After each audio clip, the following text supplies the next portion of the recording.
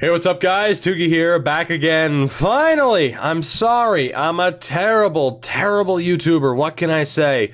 No, I've just been incredibly busy over the past few days, trying to balance a lot of things, still struggling to balance YouTube and Twitch on occasion. I am sorry. The important thing is that we are back here now, and it is time to begin a new season, a very crucial season for this team moving forward, as we have a lot of younger players in the lineup at both the NHL and AHL level. A new top line of Lydecker, Quick, and Nathan MacKinnon on the right. He's at a 90 overall. Alvin Lowry, Owen Kreider, and Nolan Patrick make up the second line. Dave Stoll, Kirk Avery, and Spike Rowe on the third line. Ralph McAllister, Austin Watson, and Bruce Andrechuk. Now, as far as players playing outside of their role, Andrechuk's a depth forward. We're going to see how he can improve. And I believe everybody else is within their role except for Nolan Patrick, who does have first-line power play time. So we'll hope that's enough to keep him happy. On defense, we have Kelly Appleby and Eric Tuzzolino, Gary Harkins with Ivan Provorov, Casey Ribeiro with Tony Vegetti. You might notice some player type changes. Did what I had to do. I do what I always do. And I take a look at someone's attributes and say, okay, how does, what player type best describes them? For Vegetti, pretty straightforward. He should be a stay-at-home D-man. Until the passing and offensive awareness is a little bit better, the shot as well. You could argue two-way, but let's just have him be a stay-at-home D-man. Ribeiro's a little bit better as a two-way anyway. We've talked about this a million times as far as certain players that could be defined as multiple player types. If someone's struggling, we switch them to something else. Jyrki Petrolainen is the starting goaltender. Malcolm Subban is still here as well, as you know. Down in the AHL, the goaltending tandem is still going to be Henrik Lundqvist with William Hood. As far as the offense goes, the lines are basically the same. We will see how a lot of these guys progress. Bob Menard's been kind of stuck for a while. We need a big season from him. We have Victor Kolsnick, Ed Suter, Andy Sanford, Norbert Schubert. What a name. Also Valeri Grachev and Marcus Nilsson. We'll see how they progress. And then on defense, the two guys that we're really keeping an eye on are J.C. Hughes and Dmitry Nikulin. Of course, for healthy scratches, we have Stutzel, Atkinson, and Derek Forbort. Let's get this season underway, shall we? Like I mentioned, we really have to wait and see how players progress in this episode. The plan that I've talked about for so long, that 2-year rebuild, it went so perfectly by us winning in year one that we have essentially had to change course to where now it's like, okay, if we don't win, if we don't have success, that's fine, because we're kind of in the retooling phase already. We won a cup, and now we're moving on into the retooling phase and waiting to see how certain players develop. It's kind of weird how quickly everything changed for this team. But we'll see what happens this season. We went 5-2 in the preseason. Don't know if I have any major expectations. I'd like to still be a playoff team. If that doesn't happen, then hey, we get a good draft pick. So hooray for that. The goal, of course, is to always win. But right now, I don't know, maybe it's just the mood I'm in today. If we lose, that's fine in a way, because we're not really wasting any years of we're not wasting any prime years for too many people aside from Nathan MacKinnon and Nolan Patrick, which we're still not convinced that Nolan Patrick's going to be around. At least I'm not convinced that Nolan Patrick's going to be around for a lot longer, as Nathan MacKinnon suffers a mild concussion. Well, it's a good thing we have Nolan Patrick, because he is going onto the top line. As far as who replaces him, that's going to have to be Prestberg. Because, actually, in fairness, it can be Kyle Okpoza. It can be Kyle Okpoza or TJ Oshie. And we're going to go, who's better at this point? I'm going to go for Oshie. Better offensive awareness. TJ Sochi gets the call-up. Didn't think I'd be saying that at any point, but he will get the call-up. So the top line is now Lydecker, Quick, Patrick. Second line of Lowry, Kreider, and Rowe. It actually set it up perfectly. Kept everything the same as I wanted it to be, and Patrick by default is on the top line. Beautiful. We just need to find that replacement for Oshie, which is going to be a defenseman. Just out of necessity, we're going to give it to Stützle. And we'll see how Mr. Stützle does as a forward. Stützle! I'm going to keep saying that as much as I can. It's probably my favorite name that I've seen in this game. I absolutely adore it.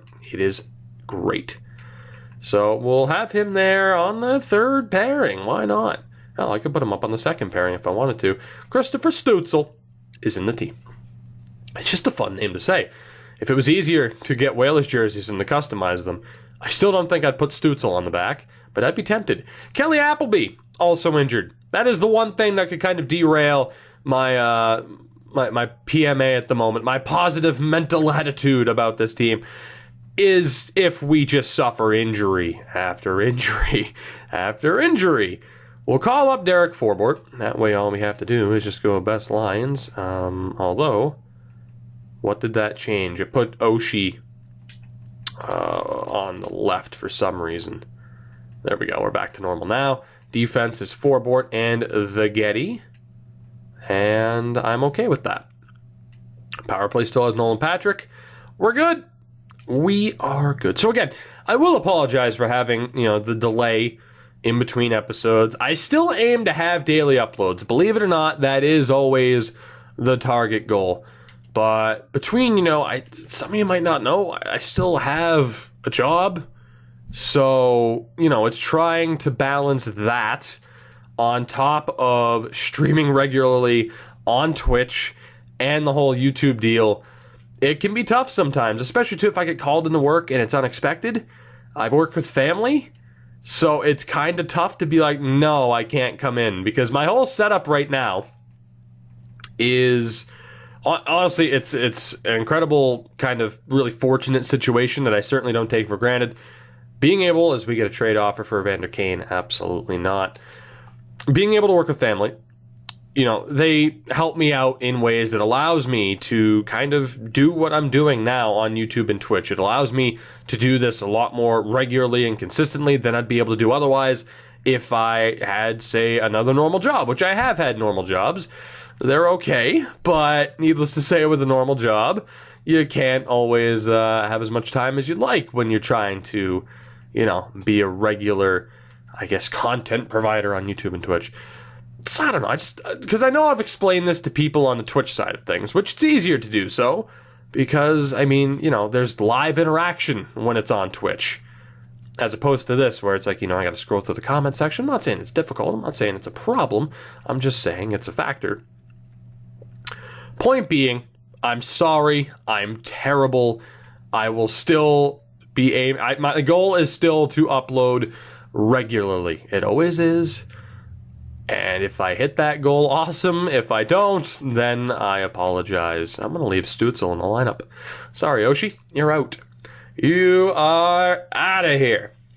But the point being, along with that, was also that I'm still trying to figure out, I'm still trying to, I guess, try new things in a way that, I've tried to see how FIFA would do on the channel. For those that didn't watch the Great Mystery video, go watch that. For those of you that did, that there's something else in the works right now that'll be starting up very soon. So it's trying to balance all of that out. I need to see how certain videos do on the channel and on stream, and then optimize from there and bring to you guys, the content that you actually want to watch, the content that's going to do well, the content that's worth my time to make. So it's all one big mess, but I'm so fortunate and thankful for my situation that, I get to stress out over, what video am I going to do today, and am I going to have enough time to do it, as opposed to, any other type of normal frickin' stress that it could be. I'm in a rambling mood tonight. What can I say? I am definitely not acquiring Evgeny Malkin. We have a 15-11-1 record. Make that 16-11-1. Not to mention, too, if you've been watching on Twitch, which you really should be. I know I stream a little bit later in the day. I know I do. And actually, if you don't watch me on Twitch, let me know why in the comments. Is it because of the hours that I regularly stream at? You just don't have the time? You just don't care to? What is it? Let me know. I'm intrigued to know. But one of the big staples of my streams over the past over the past week has been franchise hockey manager. I finally picked the game up. I'm in love with it. Now it's just a matter of familiarizing myself with the program and with the game enough to bring it over to YouTube. That's going to be a thing. So there's just so much going on. What can I say? We have a winning record. I'm just going to keep going. If we can get through the entire season sim here, that would be great. But I am running out of steam and running out of things to talk about, because prior to this video, we streamed, let's see, last night it was for 7 hours, tonight it was 4.5. I've recorded 2 videos before this, and I still have the Montreal episode to record after. So yeah, I'm a little bit delirious at the moment. You'll have to excuse that. Derek Forbort will get the call up again because I don't want to lose Stutzel. I don't. Now, we are going to go best lines. I also need to make a change at the AHL level, as Dave Stoll has improved to an 80. The question is he a third-line guy now? He is. That's a problem. That is a problem. He hasn't complained about ice time yet, though. So that's good. And because he's a year older than McAllister, he's going to stay on the 4th line. But we are getting improvement there. On the defensive side of things, that's all well and good. Petrolainen is killing it. Malcolm Subban, not so much so far. William Hood has at least gotten to play 13 games, which is pretty nice.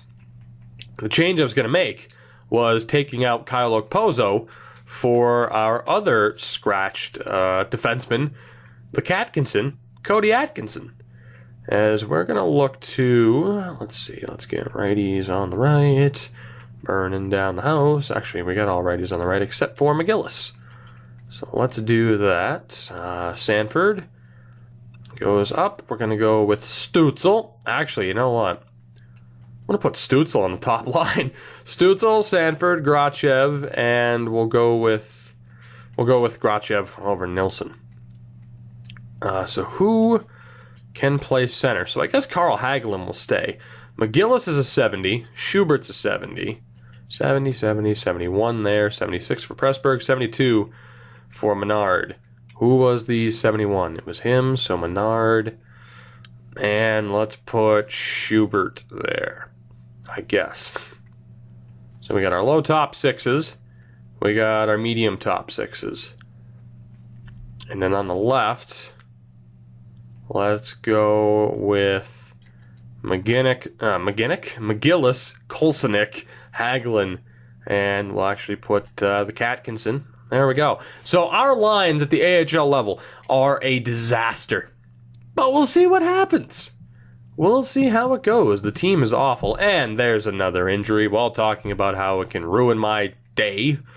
Not really at this point, but still frustrating. But guess what? That means we have TJ Oshie, who's not in the lineup, so we don't have to take him out of the lineup.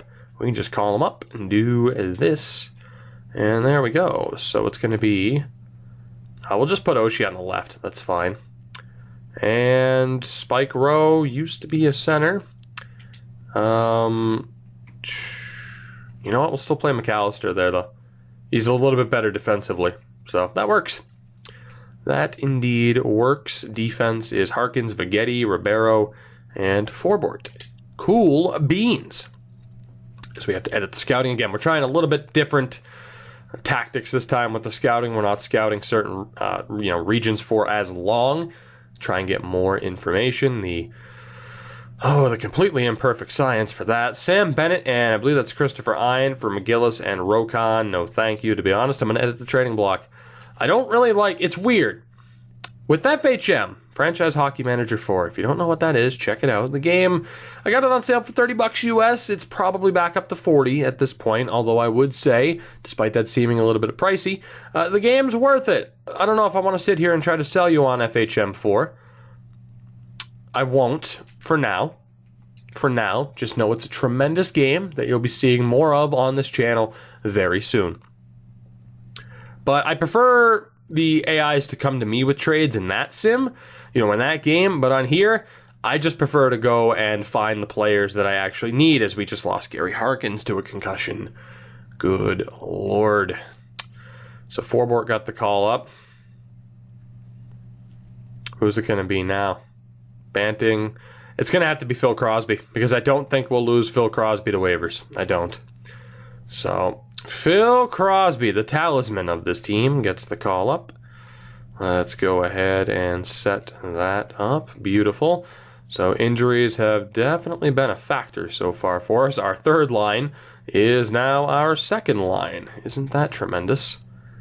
Oh, let's change all of that around. Nope. Yes, there we go. That's good. And then down at the AHL level, oh god, this is a problem.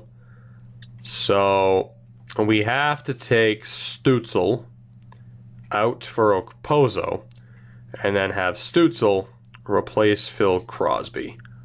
And I'm still going to have to change the extra attacker, or the shootout lines. So Okposo, Hagelin, Banting, just whatever forward, Prestberg, that's fine. Alright, good. Too many injuries. Way too many injuries. As Kirk Haver's back immediately. I'd prefer that he wasn't back already. It's just more roster editing that I have to do. Oshie, you are going to be sent down, good sir. No one's going to claim you, so it's fine. Lost morale for being sent down. You know what's great about FHM is that's not a thing. I will not sit here and continue to compare this to FHM. I will not. I will not. I will just say, though, had you been watching on stream like you should have been, you'd be very familiar with FHM at this point, and I wouldn't have to sell you on it anyway, because you'd know how much fun it is, not to say NHL isn't.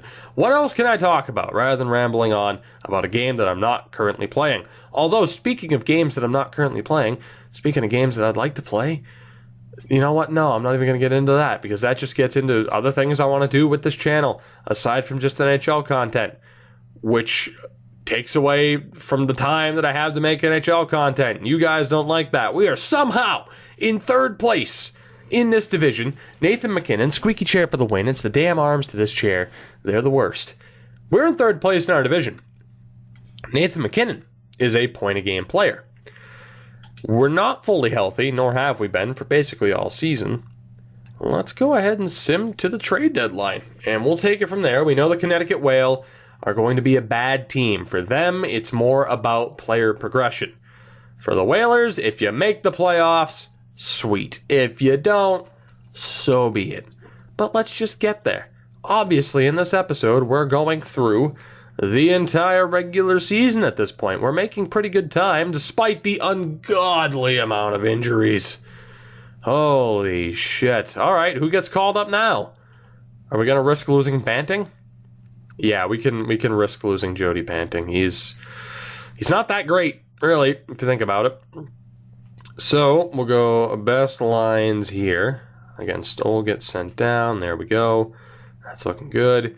Defense. Top pairing right now is Appleby and Viggetti. Holy hell. That is how banged up we are right now. Look at our defense. Jesus.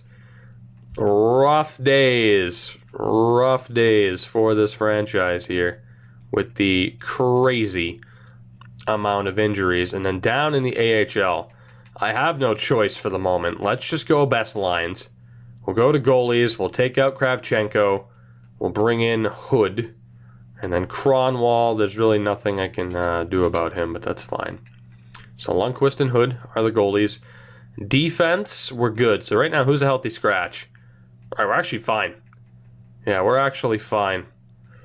So let's just keep it the same. For now, let's just keep it the same for the sake of time, because I am going to have to obviously edit the lines a little bit more as players continue to heal up. So let's not worry about it too much.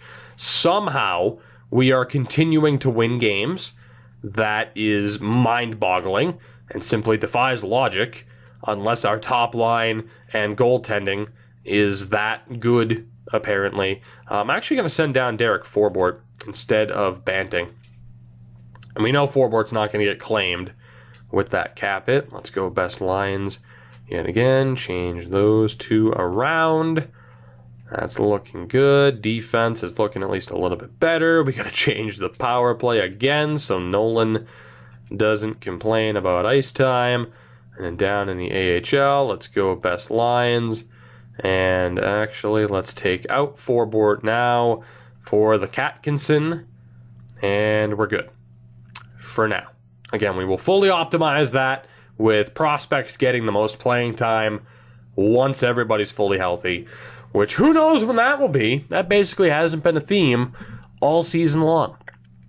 So, the fact that we have 37 wins seems pretty damn ridiculous. Doesn't make that 38. Can we go for 39? No, we get shut out 3-0 by the Islanders. But the fact that we have 38 wins at the deadline is stupid, really. I think that's the best way to put it. It's pretty dumb that this team is still doing this well. The Connecticut Whale, not so much. But it's deadline day. Let's take a look. It's deadline day. It's Rusev Day. We are 3 points back of Nashville. That's it. It's a pretty close race between the top 4. St. Louis is probably out of it at this point. Let's take a look at the stats from this season. Now, we'll take a look at the team stats so far. We'll look throughout the entire league as we have the 6th best record in the NHL. We have a .277 goals for per game average, which is just outside of the top 10, I do believe. I tried to hold off that burp, couldn't do it. Goals against average is 2.23, which is in the bottom 5 of the league. That's good. Our power play is at 15.6%. Our power play is abysmal. Our penalty kill, though, is at 81%. Not tremendous. So our special teams, if it wasn't for our special teams, we would probably be even better. So let's take a look at maybe changing that up once we're back to full strength. Nathan MacKinnon, we changed him to a playmaker. 58 points in 57 games. He was a sniper previously. That turned out to be a good decision. Lydecker has more assists as a sniper, but 56 points in 62 games. Nolan Patrick with 43 points, 22 goals. Not bad. Phil Quick stepping up, 41 points. 41 points for Appleby. 30 points for Owen Kreider. Not too bad for an 18-year-old. Lowry with 27 points. I mean, we're looking good. Andrew Chuck as a fourth liner has 21 points. Stoll with 20. Watson with 18. Avery struggled. Unfortunately, Kirk Avery has really struggled. He is 24, so I'm not really expecting it to work out. Kirk Avery is somebody who is a decent third liner. I'd like him to hit 30 points. Not looking like that's going to happen, so that's disappointing. Same with Ralph McAllister, but he still has room to improve. Spike Rowe has been a tremendous disappointment so far this season. And then not to mention, the ungodly amount of players that have actually had playing time this season. Petrolainen still killing it with a .927 save percentage. Malcolm's been a bit disappointing, but he has the tendency to turn it on in the postseason if we need him to. I don't really care about Hank's stats, but William Hood at a .915 save percentage is pretty damn good. From there, Frederick McGillis. You can look at the point totals on your own time. I don't really care about the point totals for the Connecticut Whale. Again, it's about looking at the progress report once the season's over. So when talking about what our set plan is, it's to just stay the course. Although there are some players that we could consider getting rid of.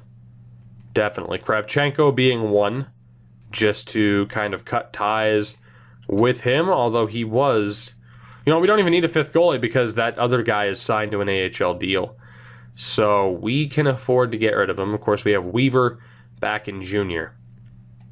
Is there anybody else that we can look to get rid of where it just kind of makes sense? I think the answer is basically not really. I mean, as far as skaters go, we have these veterans signed, whatever.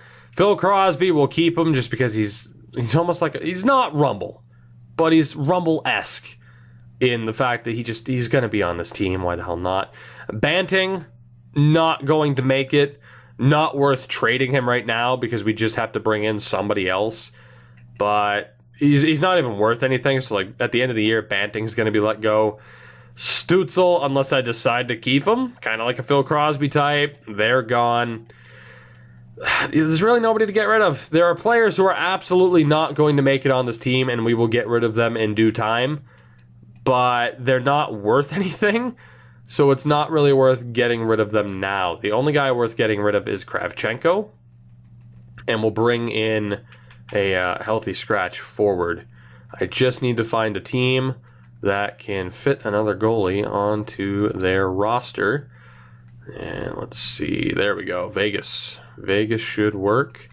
4th round pick, maybe? Probably not. Whoop, hit the wrong button. Hit the wrong button. Nope, hit the wrong button again. Damn, we are on fire. Proposed trade? No. Can I just get rid of him for a 7th? I just want to get rid of him. Or a 6th, that works too, EA. No, okay. How about just the 7th? Am I going to have to give up something to make this go through? Nope, 7th round pick works. Sorry, Oleg. Have fun in Vegas. If anything, I just did you a favor. Apparently, though, we have to edit our lines. Did I forget to put Hood back in as our backup goalie? Apparently, I did. Whoops. Whoops. Well, he's there now. He is there now. Let me go out and send a contract offer to one lucky individual. If it lets him accept it, it might not. I have no idea. And then we're good to go. We will keep the team the same moving forward. Who's it going to be? Let's look for another veteran. Justin Braun, Aaron Pelosi, Jordan Nolan. We don't need another defenseman. We really don't. We need a forward. Anton Rodin, Andreas Martinson, and how awful he is. The guy here named Flake. Jerome Flake. Flake. Sounds like a goddamn Key and Peele sketch. Let's sign him. Flake. It's probably just Flake. But what's up with the double A's? Why? How does that happen? I don't get it. Let's keep going. Let's get to the end of the season. We're on pace to make the playoffs. Whether or not that actually happens remains to be seen. But I like our chances at this point. We'll scout goalies for 2 weeks in the queue. As Mr. JJ Falake has accepted his deal. His name wasn't JJ, but I'm calling him JJ now. 3 straight wins to begin the month of March, and Eric Tuzzolino is back. How? We have Banting and Crosby, and they're fucking killing it. Oh my god. 8 points for Phil Crosby as a +4. Jody Banting as a +8.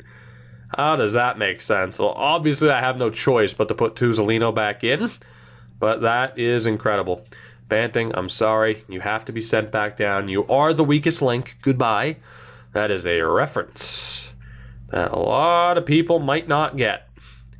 Like a scary amount of people might not get that reference. And it's not even a matter of like, oh, I'm showing how old I am. I'm in my early 20s. And it's a weakest link reference. But a lot of people might not have a fucking clue what the weakest link is. And if you don't, I'm sorry, because you really missed out. I'm going to send Kirk Avery down. And we're going to go with McAllister at center. And we also need to take a look. I can only assume our power play has been kind of garbage this year because of the injuries. Is that fair to chalk it up to all of the injuries? I feel like it's fair. Maybe it isn't. Maybe I'm cutting my team a bit too much slack. But I feel like it's fair. Like I said, maybe I'm wrong. Derek Forbort, you need to be taken out of the lineup for Lume. And then on the offensive side of things, we're going to take out Flake, not Hagel. I'm going to take out Mr. Flake for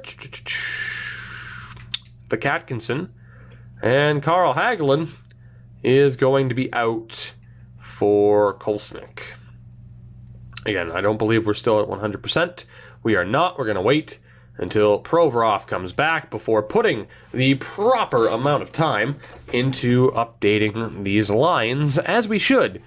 Although at this point, the Connecticut Whale, not going to be a playoff team. We just beat Montreal 10-4, by the way, as the 4-game winning streak comes to an end. But we do bounce back against Tampa. Provorov's back. Let's do this. As the Whalers are surging towards a playoff spot, the Connecticut Whale are surging towards mediocrity, but I forgive them. Phil Crosby, back to the minors with you. Of course, you weren't going to be claimed. Wow, he was actually an alternate captain at the time. That's EA randomness for you. Avery again, down to the 4th line with you. McAllister at center. Beautiful. Our defense is back to 100%. The only trade I was still considering was Provorov, but considering the injury, it wasn't really worth it. So let's get, actually, you know what, there, let's roll with the team set up like that. Beautiful. And then down at the AHL level, We'll change this up one more time. We're only like a half an hour into this episode. It's taken me longer to sim through full seasons before. And besides, let's be honest, you guys will be happy about it being a marathon. Just because it's the first episode in a few days. At least some of you will be happy. So Hughes is in the lineup. Stutzel is out for Lume. And that's looking all right so far. We have the one righty. That doesn't really matter. We're going to go with Hughes and the Coolin. We still have Lume and Bissonnette, Crosby and Banting. Then on the offensive side of things, Jerome Falake gets taken out. Take me out. Do, do, do, do, do, do. God, that's a great song. Stutzel is in. We're going to take out Carl Hagelin for Kolsonic. And Kyle Okposo will sit for the Katkinson. There we go. So this team is a mess of epic proportions. Just epic proportions. This team is an outright disaster. But I wouldn't have it any other way. Oshie's a righty, so who can play center here? Anybody? Grachev's at a 70. Sanford's at a 70. Let's do that. Pressburg, Menard, Schubert. Anybody else want to play center? Grachev, you win. So on the right, we're going to drop Oshie below Stutzel. Sanford above Nilsson. And let's see here. Medium top six. Medium top six. Medium top six. Medium top six. Yeah, that's looking okay. That's looking fine. Not really. The team is garbage. But hopefully from a progression standpoint, they can continue to improve. English is my first language. You would never know. Really. Let's go 2 weeks. 2 weeks in the good old US of A as we scout out those NCAA players. Jerome Falake is unhappy, unlucky. God, that's a reference too that some people might not get. But for those that do, what a reference, am I right? Oh God, the memes. It's not even a meme. It's kind of a meme. For those who are in the dark about it, you should feel bad.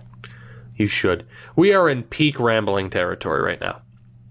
Because I mentioned everything that I wanted to mention within 10 minutes, and now it's just been nothing but roster management. We still have 49 wins. Screw it. We're going right to the end of the year. Whatever.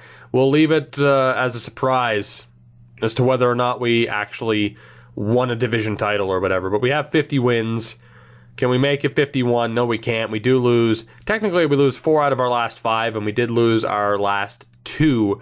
So not the best run of form, but 50, 26, and 6 is our final record. The Connecticut Whale finished at 23, 52, and 7 as we finish in second place in our division, 3 points back of the Winnipeg Jets, and we will be playing the Dallas Stars in the first round. Let's get that confirmation. There you go.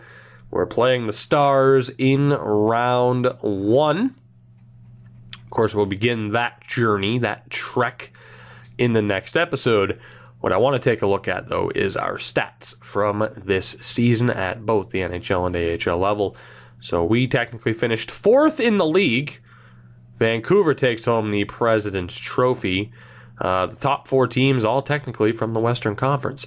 We finished with a 2.83 goals for per game average, which was top 10 in the league. Our goals against average was a 2.21, which was the second lowest number in the league, just behind the Vancouver Canucks. Not really. That's actually a decent amount of separation. 10 fewer goals, considering we had the same goals for per game. We literally scored the same amount of goals, but they gave up 10 fewer goals. And that's the difference between 4th in the league and the President's Trophy, apparently. Our power play was at 16%. Absolutely awful. 4th lowest total in the league. Our penalty kill bounced back to 80%, which was mid-table. Still not tremendous. So we might have to take a look at what our current setup is for both the power play and the penalty kill. The Connecticut Whale finished dead last in their division with 53 points. They averaged less than 2 goals for per game. That would be, oh God, that would be a very difficult team to support. That's all I can say. NHL scoring-wise, we'll focus there first. Nathan MacKinnon, nearly a point-a-game player, 76 points in 78 games, pretty damn good. Leidecker was 75 points, 57 for Phil Quick. So Quick is still, I'd say, ideally a second-line center, but he is a first-line guy by role. We're still going to need that elite first-line center, though. I mean, you could argue that we have it with Nathan MacKinnon, but we tried Phil Quick at center for this season. Whether or not we stick with that, even for the playoffs, is up for debate. We could give Nolan Patrick a chance. Again, Nolan Patrick, not what he was for us in Draft to Glory, but still a very capable player. Ken Appleby with 52 points, not too bad. 41 points for Harkins. He missed 10 games. Owen Kreider with 38 points. Not bad for an 18-year-old. Not bad. Alvin Lowry. I want to say Adam Lowry. That's actually a real person. 34 points. Tuzolino did okay. Stoll, Andrechuk. I mean, a lot of young players, a lot of inexperienced players at the NHL level. Still some very disappointing numbers. Avery and Rowe in particular. But how upset do you want to be about it? We still hit 50 wins.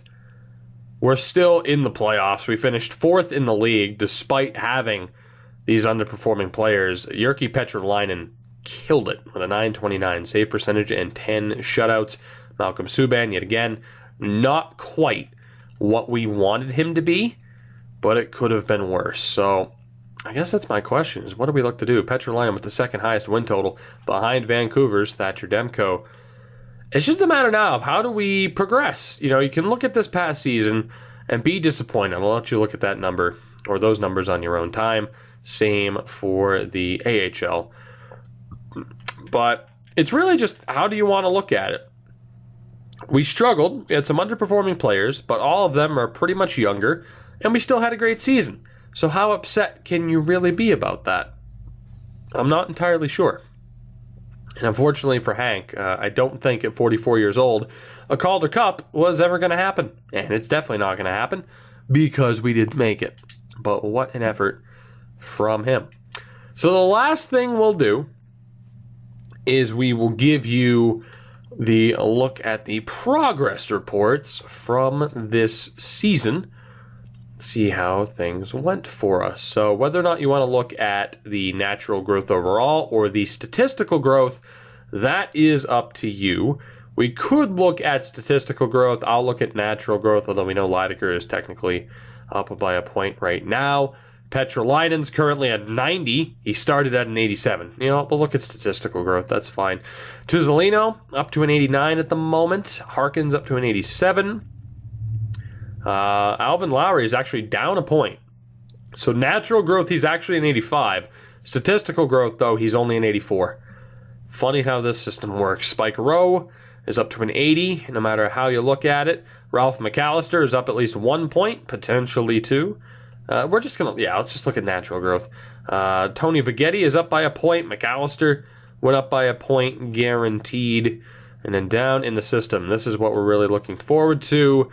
Ulf Prestberg went up 2 points to a 75. Okposo and Hagelin regressed, as did Oshie. Bob Menard up to a 69. Nice. Grachev a 68, but he's not really a member of the future. Justin Wellwood, who spent the year down in junior, went from a 58 to a 64. Not too bad for him. Ken Flood went up 2 points, 3 points, what am I saying? Up to a 62. Sutter went up 2 points. I almost wanted to say Suter. It's Sutter. He went up 2 points to a 61.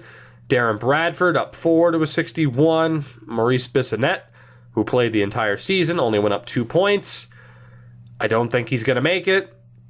He went up 2 points. Low elite, 21 years old. That's one of those fringe players that we wanted to see how they do. Well, for Bissonnette, not quite working out. Same with Alvin Sanford. He only went up by a point. Kulin went up by 2. And that's looking to be about it. Samuel Bochenski went up by a point, as did Ron Skinner. Yuka Lume. J.C. Hughes.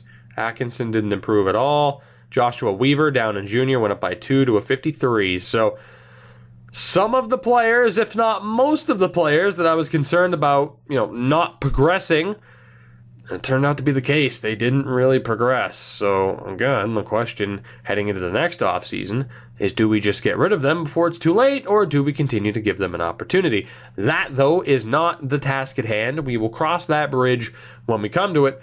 The big question is, what line combinations do we go with for the postseason? Let me know if you have any suggestions, whether or not we just go with the best players for the job, reward people who actually perform the best throughout the course of the season. We also have to go with a different power play and a different penalty kill setup. I'm looking forward to your feedback. Let me know what you think. We'll get this team set up. We'll be good to go for our first round matchup against the Dallas Stars. 48 wins, though. Unless Petrolainen and Subban show up, we are in a lot of trouble. That's all I can say.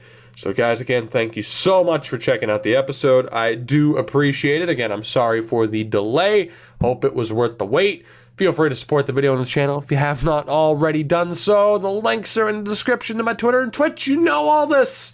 I'll see you guys next time. Goodbye.